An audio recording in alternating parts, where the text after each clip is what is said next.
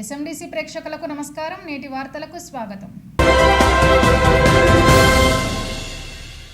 మంచిర్యాల వైశ్య భవన్లో మంగళవారం, బుధవారం 2 రోజుల పాటు జరగనున్న కిసాన్ మేళాకు ఏర్పాట్లు చేసినట్లు నిర్వాహకుడు గోనె శ్యామ్ సుందర్రావు తెలిపారు. సోమవారం స్టాల్స్ ఏర్పాట్లను ఆయన పరిశీలించారు. అనంతరం మీడియాతో ఆయన మాట్లాడుతూ రైతులు ఉత్పత్తి చేసిన నిత్యావసర సరుకులు, అన్ని రకాల పండ్లు స్టాల్స్లో ప్రదర్శన, అమ్మకానికి రైతులు అందుబాటులో ఉంచుతారని చెప్పారు. రైతులు పండించిన ఉత్పత్తులను వినియోగదారులకు అందించాలనే సంకల్పంతో కిసాన్ మేళా ఏర్పాటు చేశామని, వినియోగదారులు ప్రదర్శనశాలకు హాజరై రైతులు ఉత్పత్తి చేసిన వాటిని కొనుగోలు చేసి ప్రోత్సహించాలని శ్యామ్ సుందర్రావు విజ్ఞప్తి చేశారు. ఈ సమావేశంలో రైతులు అత్తి సరోజ, శంకర్, తిరుపతి పాల్గొన్నారు.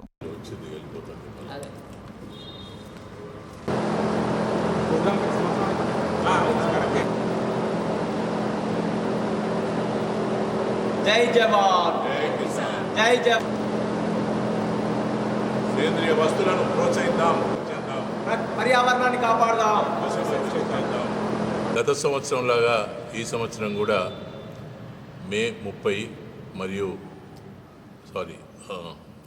ఏప్రిల్ 30 మరియు మే 1 రోజున ఆర్గానిక్ మేళా అంటే కిసాన్ మేళా పేరుతోని వైశ్య భవన్లో మంచిర్యాలలో ఏర్పాటు చేయడం జరిగింది.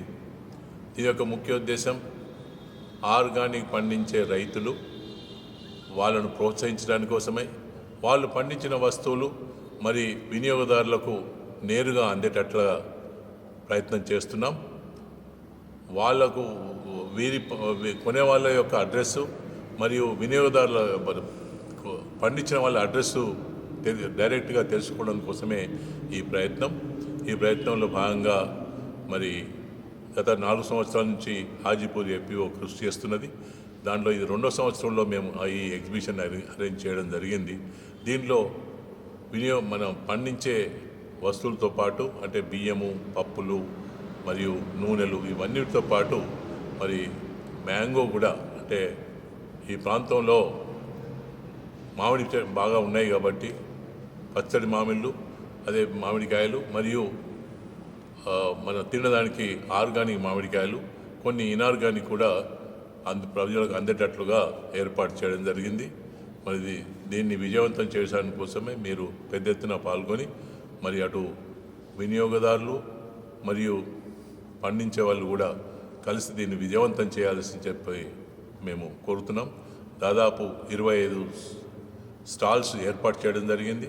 దాంట్లో వివిధ రకాల ఉత్పత్తులు వస్తున్నాయి కాబట్టి దాన్ని అందరూ కూడా ఈ అవకాశాన్ని మీరు వినియోగించని విజయవంతం చేయవలసిందిగా మరొకసారి కోరుతూ సెలవు తీసుకుంటున్నాం. మంచిర్యాల జిల్లా ప్రజలకు మరియు మంచిర్యాల ప్రజలకు పేరు పేరున నమస్కారాలు తెలియజేసుకుంటూ మీడియా ద్వారా ఈ నెల 30 ఏప్రిల్ మే 1 రోజున సేంద్రియ వ్యవసాయ ఉత్పత్తుల మేళా స్థానిక వైశ్య భవన్లో 10 గంటలకు ఏర్పాటు చేయడం జరుగుతుంది. ఈ యొక్క మేళకు మంత్రి శ్రీధర్బాబు గారు, ఎమ్మెల్యే ప్రేమసారావు గారు కూడా వాళ్ళు వచ్చి ముఖ్య అతిథులుగా వస్తున్నారు. ఈ యొక్క మేళను ప్రారంభిస్తారు. ఈ యొక్క మేళ ఉద్దేశం ఇప్పటికే పెద్దలు శ్యామ్ సుందర్ గారు చెప్పినట్టు రైతులు ఏదైతే ప్రకృతి వ్యవసాయం ద్వారా పండించిన వివిధ ఉత్పత్తులను ఇక్కడ ప్రదర్శనలో ఏర్పాటు చేయడం, ఈ ప్రదర్శనను గత సంవత్సరం లాగానే వచ్చి కొనుక్కోవడం. చాలామంది కస్టమర్లు మమ్మల్ని అడుగుతున్నారు, మీరు మళ్ళీ పోయిన సంవత్సరం పెట్టారు, మళ్ళీ ఇప్పుడు మేళ పెడతారని. ఆ ఉద్దేశం కొద్దే ఇంత ఎండలు కూడా రైతులను ఇక్కడికి పిలిపించి వివిధ జిల్లాల నుంచి, హైదరాబాద్ నుంచి, గుంటూరు నుంచి, వేరే ఆంధ్ర నుంచి కూడా కొంతమంది రైతులు వారు పండించిన దేశీ సీడ్ విత్తనాలు మరియు వివిధ రకాల కూరగాయల విత్తనాలు, మరి మిద్దె తోటలకు సంబంధించినవి కానీ, మరి వివిధ రకాల బియ్యం, దేశీ బియ్యం కానీ, కందిపప్పులు కానీ, ఇవన్నీ దాదాపుగా ప్రకృతి వ్యవసాయం ద్వారా ఎట్లాంటి కెమికల్ వాడకుండా పండించిన పంటల ప్రదర్శన జరుగుతుంది. ఇక్కడ మ్యాంగో కానీ, మన ఈ పచ్చడి మామిడికాయ కానీ, మిరప పౌడరు, ఆర్గానిక్ మిరప పౌడర్ కానీ, పసుపు కానీ, గానుగ నూనెలు కానీ, బ్రౌన్ షుగరు, ఇట్లాంటి వస్తువులన్నీ ఉంటాయి. కావున మంచిర్యాల ప్రజలుగా అందరు వచ్చి ఈ యొక్క మేళను సందర్శించి మహిళా సోదరుమణులు కూడా మీకు ఏదైతే ఎందుకంటే పాత రోజులల్లో అంగళ్ళకి వచ్చి కొనుక్కుంటట్టు ఇక్కడ ఒక మినీ అంగళ్ళగా కనబడుతుంది. కాబట్టి మహిళా సోదరుమణులు అందరూ వచ్చి ఈ యొక్క సభను విజయవంతం చేయగలరని మేము తెలియపరుస్తున్నాం. దేశంలో కార్మిక చట్టాలు సాధించిన ఘనత ఏఐటీయూసీదేనని రాష్ట్ర అధ్యక్షుడు MD Yusuf Singareni collieries workers union అధ్యక్షుడు సీతారామయ్య పేర్కొన్నారు. సోమవారం నస్పూర్ కాలనీ సేవా భవన్లో నిర్వహించిన ఏఐటీయూసీ జనరల్ బాడీ సమావేశంలో వారు పాల్గొని మాట్లాడారు. కార్మికులు మేడేను ఘనంగా జరుపుకోవాలని పిలుపునిచ్చారు. కార్మికులకు హక్కులు సాధించి పెట్టడంలో ఏఐటీయూసీ నాయకులు ప్రాణత్యాగాలు చేశారని అన్నారు. యాజమాన్యం వెంటనే గుర్తింపు పత్రం ఇవ్వాలని డిమాండ్ చేశారు. కార్మికుల అలవెన్స్లపై ఆదాయ పన్ను రద్దు చేయాలని కోరారు. బీజేపీ ప్రభుత్వం కార్మిక చట్టాలు సవరించాలని కుట్ర చేస్తుందని అన్నారు. బీజేపీ కార్మిక ప్రజా వ్యతిరేక విధానాలను పోరాటాలతో తిప్పికొడతామని అన్నారు. ఈ సమావేశంలో ఏఐటీయూసీ ప్రధాన కార్యదర్శి కొరిమి రాజ్ కుమార్, సిపిఐ రాష్ట్ర కార్యదర్శి వర్గ సభ్యులు షాబీర్ పాషా, ఏఐటీయూసీ డిప్యూటీ ప్రధాన కార్యదర్శి వీరభద్రయ్య, ముస్కె సమ్మయ్య, అక్బర్ అలీ, బ్రాంచ్ కార్యదర్శి ఎస్కే బాజీ సైదా, ఉపాధ్యక్షుడు కొట్టె కిషన్ రావు, నాయకులు కొమరయ్య, మేకల దాసు, చంద్రశేఖర్, అఫ్రోజ్ ఖాన్, జోగుల మల్లయ్య పాల్గొన్నారు. సంస్థలో పెయిడ్ హాలిడే ఇస్తా ఉన్నారు. ఒకటేమో అమరవీరులకు శ్రద్ధాంజలి ఘటించాలి, దాన్ని మనం ఎంజాయ్ చేయాలి. అంటే రెండు విధాలుగా రెండు కార్యక్రమాలు రేపు చేయాలి. సరే, ఈనాడు మరి కార్మిక చట్టాలని ఒక పక్కన రద్దు చేస్తూ ఉన్నారు. ఇవాళ ఈ రోజున మనం ఇక్కడ కూర్చొని స్వేచ్ఛగా మీటింగ్ పెట్టుకునే ఆప్తిమాలు ఉన్నది. కానీ ఇంకొక 2 రోజుల తర్వాత ఉంటుందని నేను అనుమానం పడుతున్నా. ఉంటుందో ఉండదో అని. ఎందుకంటే నరేంద్ర మోడీ గారు అడుగుతుంది 400 సీట్లు ఇవ్వండి, ఈ రాజ్యాంగాన్ని మార్చేస్తా ఉన్నాడు. ఈ రాజ్యాంగంలో ఉన్నటువంటి మనకి హక్కులు, కార్మికులకు ఉన్న హక్కులన్నీ పోయేటటువంటి పరిస్థితి ఉన్నది. ఆయన 2వ ప్రధానమంత్రి అయితేనే భారతదేశంలో 44 కార్మిక చట్టాలని పోరాడి సాధించుకునేటువంటి చట్టాలలో 29 చట్టాలను రద్దు చేసి వారి స్థానంలో 4 కోడ్లు తీసుకొస్తారు. రేపు ఆ 4 కోడ్లు వచ్చిన తర్వాత, అమలులోకి వచ్చిన తర్వాత మరి ఈ కార్మికులకి హక్కులు ఉండే పరిస్థితి ఉండదు. మరి అలాంటి ప్రభుత్వాన్ని, అలాంటి పార్టీలని మళ్ళీ అధికారంలో రాకుండా చూడాల్సిన బాధ్యత కార్మిక వర్గం మీదనే ఉన్నది. ఇవాళ ఈ దేశంలో రైతులు ఒక పక్కన పోరాటం చేస్తూ ఉన్నారు. మనం చూసాం 600 మంది పైన రైతులు తమ ప్రాణాలు అర్పించి ఢిల్లీలో కొట్లాడి వాళ్ళకి ఏదైతే రైతు చట్టాలు రద్దు చేసిందో వారిని వాళ్ళు కాపాడుకోవడానికి ఇచ్చేశారు. ఆఖరికి ప్రధానమంత్రి దిగొచ్చి తప్పైందని ఒప్పుకునే పరిస్థితి తీసుకొచ్చాడు. కానీ 44 చట్టాలను రద్దు చేస్తున్నా కార్మిక వర్గం మరి మేల్కొనేటువంటి పరిస్థితి వస్తూ ఉంది. ఆలోచన చేయాలి. రేపు భవిష్యత్ ఏంటి మనకి? ఈ చట్టాలు పోయిన తర్వాత ఏ సంఘం కూడా ఏం చేయలేదు. ఇవాళ ఏ సంఘం పనిచేసినా ఆ చట్టాలు ఉండబట్టే కార్మికులకి హక్కులు ఉంటా ఉన్నాయి. కాబట్టి దీనిపైన మనం చూస్తా ఉన్నాం. మనకి రావాల్సిన మొక్కుబాటుని ప్రైవేట్ వాళ్ళకి ఇవ్వడానికి ఓపెన్ టెండర్లు పిలిచినా మనం ఏం చేయలేని పరిస్థితి ఉన్నది. ఇట్లా మనం మరి ఇవన్నీ కూడా రేపు ప్రభుత్వ రంగ పరిశ్రమలు పోతే ఈ రిజర్వేషన్లు ఉన్నాయా? ప్రైవేట్ రంగంలో ఇవాళ ప్రైవేట్ కంపెనీలు ఉన్నాయి. ప్రైవేట్ కంపెనీలో రిజర్వేషన్లు ఉన్నాయా? ఎస్సీ, ఎస్టీ, బీసీ కోటాలు ఉన్నాయా? మరి రేపు ఈ ప్రభుత్వ రంగ పరిశ్రమ పోయి ప్రైవేట్ వాళ్ళకి అయితే ఈ రిజర్వేషన్ ఏమి ఉండవు. మరి ఇంత నగ్నంగా కార్మిక వర్గానికి వ్యతిరేకంగా మరి బీజేపీ ప్రభుత్వం చేస్తూ ఉన్నది. ఇవాళ ఏంటంటే ఈ నరేంద్ర మోడీ అధికారం చేసిన 10 సంవత్సరాల కాలంలో ఈ దేశంలో మొత్తంలో ఇక్కడ ఒక్కటంటే ఒక కొత్త పరిశ్రమ పెట్టలేదు. ఒక్కటంటే ఒకటి గవర్నమెంట్ తరఫున పరిశ్రమ పెట్టలేదు. ఒక్కటంటే ఒక ప్రాజెక్ట్ కట్టలేదు. ఇంకా నిరుద్యోగులకి 2 కోట్ల ఉద్యోగాలు సంవత్సరానికి అన్నాడు, ఎక్కడ ఇవ్వలేదు. అయినా మోడీ ఎందుకంటున్నారు? ఆయన కట్టింది ఏంటి? రామాలయం కట్టింది. అదే చెప్తున్నానండి, రామాలయం కట్టినా నాకు ఓటేయండి అంటాడు. రామాలయం కట్టిన మన ఊళ్ళో రామాలయాలు లేవా? గుడులు లేవా? మసీదులు లేవా? చర్చిలు లేవా? ఇవన్నీ మనకు అన్నం పెడతాయా? మనకు భక్తులది పొలం ఎక్కడ ఇష్టం దేవుడు వాళ్ళు మొక్కుకుంటారు. కానీ ఆయన ఇలా రామాలయం కడితే ఓట్లు వేయాలట. కార్మిక చట్టాలు రద్దు చేసినా కార్మికులు ఓట్లు వేయాలి. ప్రభుత్వ రంగ పరిశ్రమ ప్రైవేట్ కమ్మేసినా మనం ఓట్లు వేయాలి.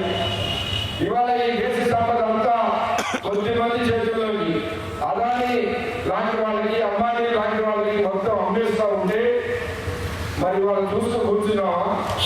ఇవాళ కార్మిక వర్గం మన నాయకులు ప్రాణ త్యాగాలు చేసి మనకి హక్కులు సాధించిస్తే మరి హక్కులు తీసేస్తుంటే మన చేతులు కట్టుకుని కూర్చుంటే మనం ఎటువంటి ద్రోహము రేపు చరిత్ర మనం ఇదైతుంది. కాబట్టి తప్పనిసరిగా ఈ ప్రభుత్వాల మీద పోరాటం చేయాలి. పోరాటం అంటే దుబాయ్ పట్టుకుంటే పోరాటం కాదు. మన కార్మికులందరూ ఐక్యంగా ఇప్పుడు రైతులు అయితే ఢిల్లీలో పోరాటాలు చేస్తున్నారో అలాంటి పోరాటాలు చేయాలి. ఎన్నికలు వచ్చినప్పుడు తగిన బుద్ధి చెప్పాలి. చెప్తే వాళ్ళకి అప్పుడు ప్రజలంటే కార్మికులంటే భయం ఉంటుంది. లేకపోతే ఇదే పద్ధతిలో కొనసాగుతుంది. కాబట్టి దయచేసి మనం ఈ 135లో వేరే స్ఫూర్తితోటి మనందరం కూడా ఈ నరేంద్ర మోడీ తీసుకొస్తున్నటువంటి విధానాలకు వ్యతిరేకంగా పోరాడాల్సిన అవసరం ఉన్నది.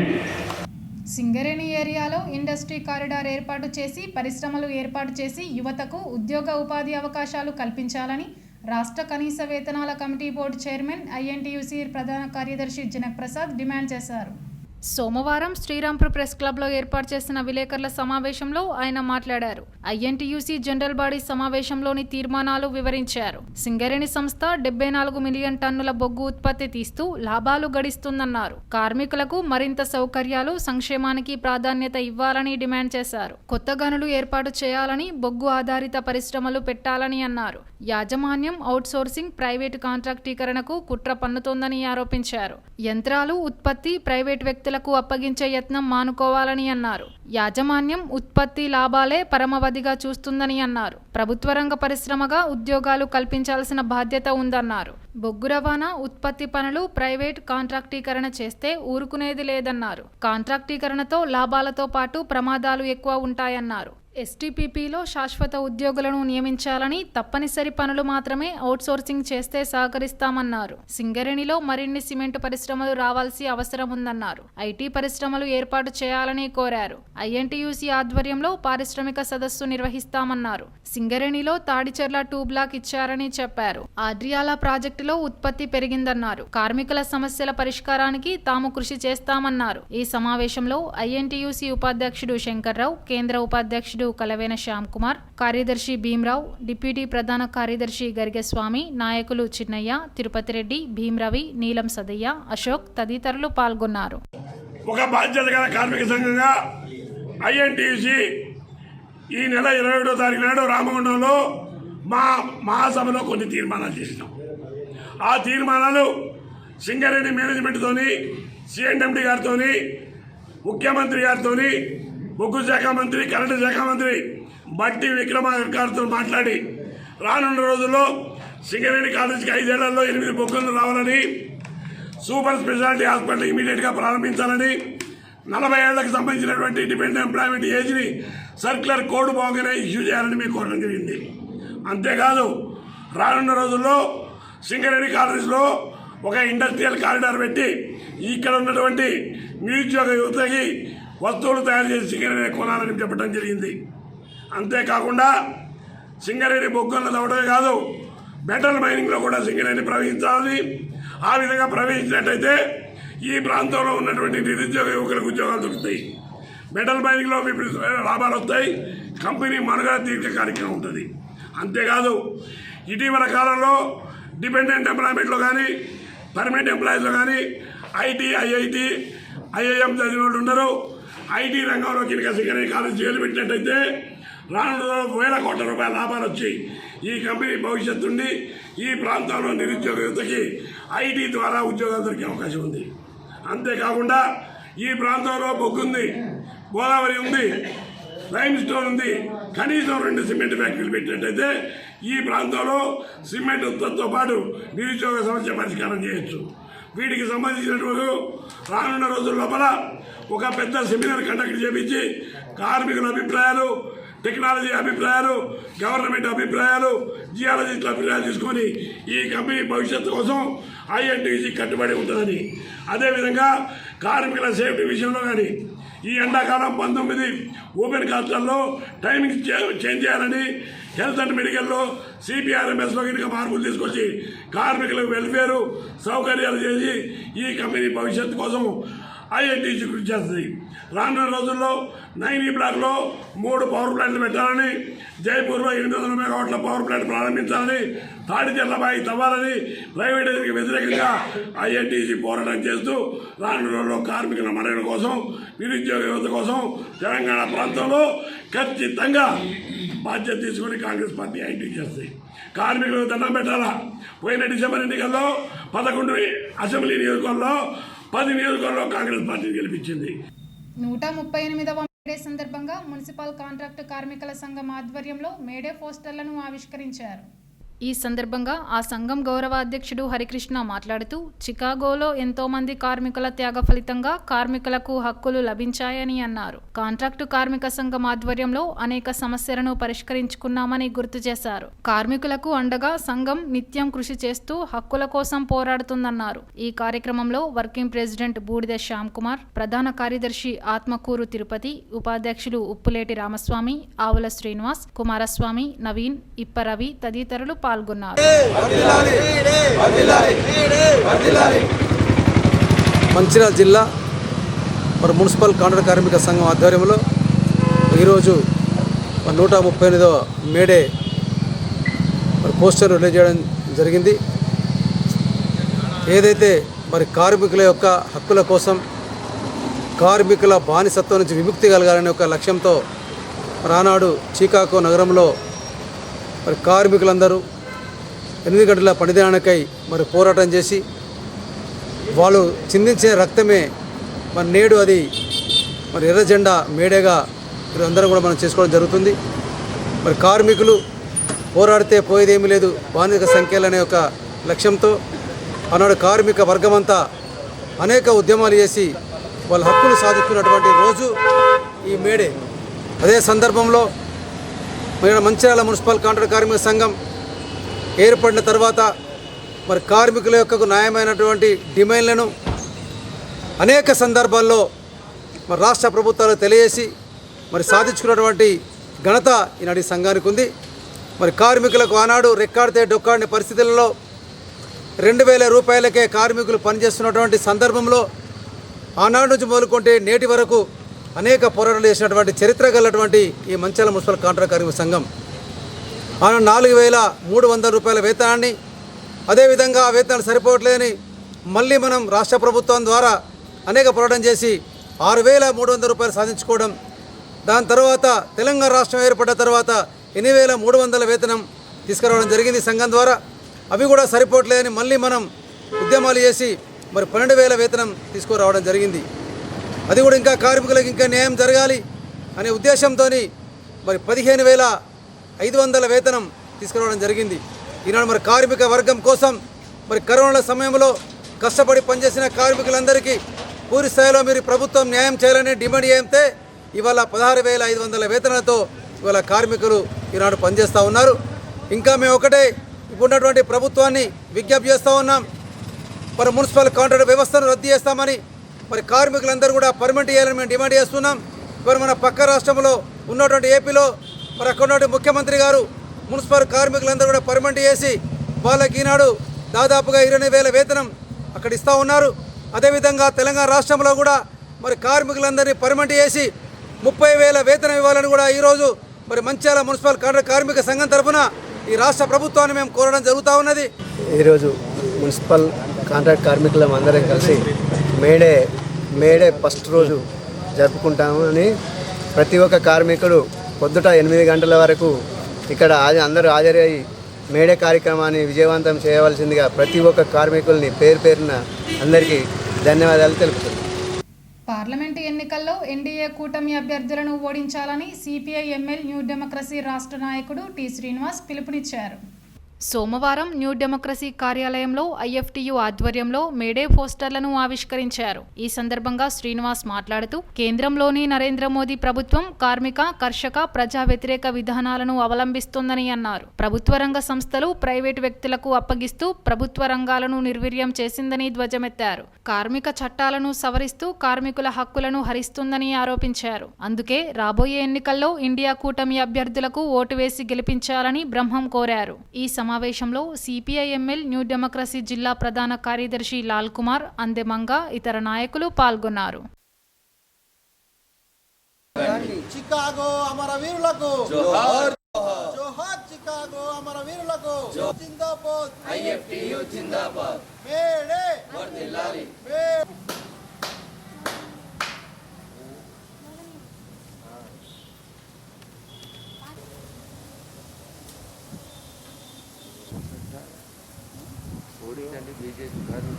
రాబో 18వ దేశ పార్లమెంట్ ఎన్నికలలో